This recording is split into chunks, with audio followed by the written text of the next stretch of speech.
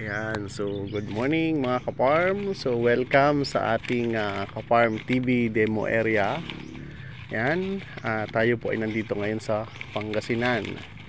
So ipapakita ko po sa inyo, ayan po, yung ating pong mga nakabalot, ayan, na open for survey, na ngayon po ay 94 days. So ito, papasilip ko po sa inyo.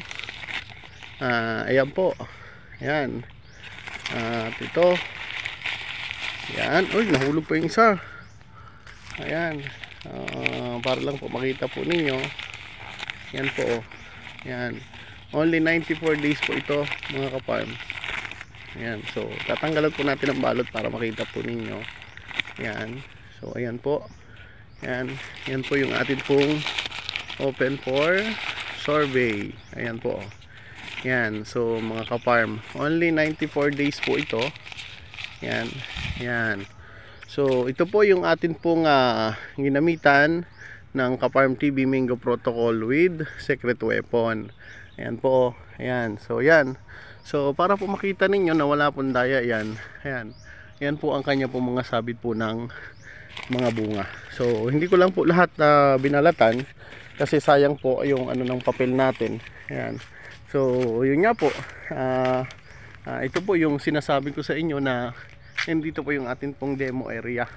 So ito po ay isang rehabilitation project na ginawa po nating production after po ng mahabang failure. At ito po yung mga hitsura ng mga hindi po nabalot. Ayan po, ayan.